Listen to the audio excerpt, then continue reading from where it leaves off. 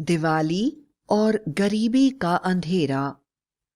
समीरा के माता पिता बचपन में ही मर गए थे और वह अपने दादा दादी के साथ एक छोटे से घर में रहती थी। उसके दादाजी मिट्टी के बर्तन और दिए बनाने का काम किया करते थे। उनके दिए इतने अच्छे होते थे कि हाथों हाथ बिक जाते थे। लेकिन इस बार लॉकडाउन के कारण कोई भी दिए खरीदने दुकान पर नहीं आ रहा था। इस बार लगता है हमारी दिवाली बिना रोशनी के ही जाएगी। कोई भी ग्राहक नहीं आया है। दादाजी का एक भी दिया नहीं बिका। जल्दी ही बचाए हुए पैसे भी खत्म हो जाएंगे। न जाने भगवान कैसे दिन दिखाने वाला है। इसका मतलब इस बार मेरे लिए नए कपड़े नहीं आएंगे। मुझे पटाखे भी नहीं दिलवा पाओगी दादी। और मेरी मिठाइयाँ, क्या हमारे घर लड्डू भी नहीं आएंगे? क्या करूं बेटी, इस लॉकडाउन में न जाने कैसे दिन दिखेंगे। क्या सोचा था, कोई भी ग्राहक घर से बाहर ही नहीं आ रहा है। वैसे तो हमारे दिए बड़ी बड़ी दुकानों में भी मंगाए जाते थे, पर अब हर तरफ मंदी चल रही है। शायद इस दिवाली हमारे घर में रोशनी नहीं हो पाएगी। दादी, तुम क्यों इतने निराश बैठी हो? मैंने एक उपाय सोचा है। क्यों ना दादाजी के दिए लेकर हम हर अपार्टमेंट के घर घर जाएं और घर घर में अपने दिए बेचने की कोशिश करें। अरे समीरा, यह सब इतना आसान नहीं है। वह अपार्टमेंट में रहने वाले लोग सब कुछ ऑनलाइन मंगाते हैं या फिर बड़े बड़े मॉल या दुकानों से ही सामान खरीदते हैं। वे भला हमसे दिए क्यों खरीदेंगे। अरे भाग्यवान, समीरा ठीक ही तो कह रही है। आजकल डोर टू डोर सामान बेचने का चलन है। एक बार कोशिश करने में कोई हर्ज नहीं है। तुम लोग टोकरी में दिए लेकर बेचने जाओ। चाहो तो रंगोली का सामान भी बेच सकती हो। दादी, अपार्टमेंट में पढ़े लिखे लोग होते हैं। वे अमीर गरीब में भेदभाव नहीं करते। वह तो बढ़िया चीज खरीदते हैं। चलो कोशिश करके देखने में क्या बुराई है। क्या पता उन्हें हमारा सामान पसंद आ जाए। समीरा और दादी सामान लेकर पास में बने हुए बड़े अपार्टमेंट में चली गईं और एक फ्लैट की घंटी दबाई। एक औरत ने दरवाजा खोला। अरे अरे, कौन हो तुम लोग और अपार्टमेंट में कैसे घुस आए? वह वॉचमैन तो न जाने कहाँ रहता है। अगर अपार्टमेंट से कुछ भी चोरी हुआ ना तो इल्जाम सिर्फ तुम पर ही लगाया जाएगा। मैं किसी को छोड़ने वाली नहीं हूं। चलो निकलो यहां से। नहीं नहीं, हम लोग चोर नहीं हैं। मेरे दादाजी दिए बनाते हैं। दिवाली आने वाली है ना, इसलिए हम लोग घर घर दिए बेच रहे हैं। देखो ना, हमारे दिए कितने खूबसूरत हैं। अरे, तुम्हें समझ में नहीं आ रहा है? इस अपार्टमेंट में तुम्हारे जैसे लोगों से कोई दिए नहीं खरीदेगा। हम लोग मॉल से सामान खरीदते हैं। चलो निकलो यहां से। दिए के बहाने चोरी करने की योजनाएं बना रही होगी। बहन जी, ऐसे मत बोलिए। हम लोग किस्मत के मारे हैं, चोर नहीं हैं। आपको दिए नहीं खरीदने तो मत खरीदिए। हम कहीं और जाकर दिए बेच लेंगे। हाँ हाँ, दियों को बेचो या कूड़े में फेंक दो, पर यहां से चली जाओ। बड़ी आई दिए बेचने वाली। चलो निकलो यहां से। कोई नहीं खरीदेगा तुम्हारे मिट्टी के दिए। समीरा ने अपनी दादी का हाथ पकड़ा और चुपचाप आंखों में आंसू भरकर अपार्टमेंट से बाहर चली गई। दादी, भगवान किसी को अमीर और किसी को गरीब क्यों बनाता है? जो लोग मेहनत करना चाहते हैं उन्हें भी लोग आगे नहीं बढ़ने देते। हम तो सिर्फ अपनी मेहनत से बनाए हुए दिए बेच रहे हैं ना, फिर भी ये लोग हमें चोर बोल रहे हैं। समीरा, हिम्मत मत हार। हर अच्छे काम को करने से पहले मुसीबतों का सामना करना ही पड़ता है। हम गरीब हैं तो क्या, हमारी ईमानदारी ही हमारा कहना है बेटा।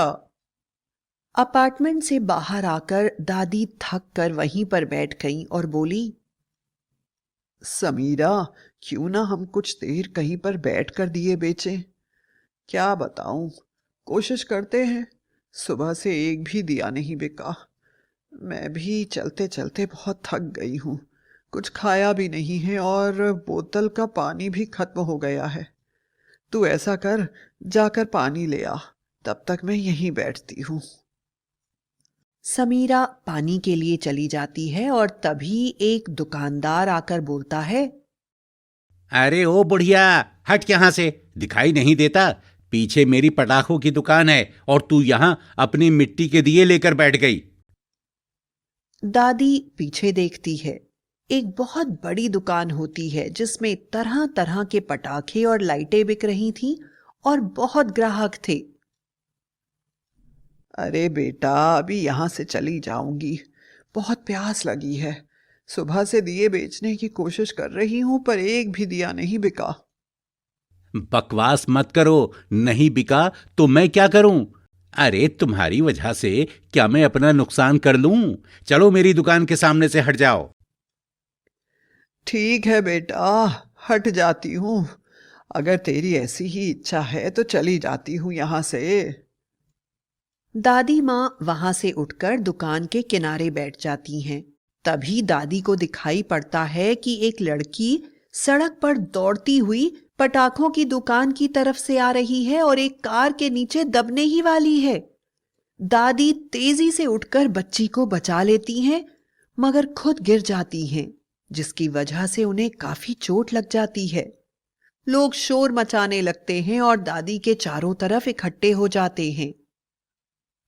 अरे दादी जी, आपने तो मेरे घर के चिराग को बचा लिया। कई साल भगवान से मन्नत मांगने के बाद हमारे घर में ये बेटी हुई है। अगर आज आपने इसे बचाया नहीं होता तो मेरे घर का चिराग हमेशा के लिए बुझ जाता। आप तो साक्षात देवी हैं, आपका अपमान किया मैंने। अरे बेटा, गरीब का क्या मान और क्या अपमान। बस इंसानियत तो बाकी है। भले ही इज्जत चली गई। अपनी आंखों के सामने मैं किसी बच्चे को दुर्घटनाग्रस्त होते हुए कैसे देख सकती थी, इसलिए बचा लिया। लेकिन तुम चिंता नहीं करो, मैं तुम्हारी दुकान के सामने नहीं बैठूंगी।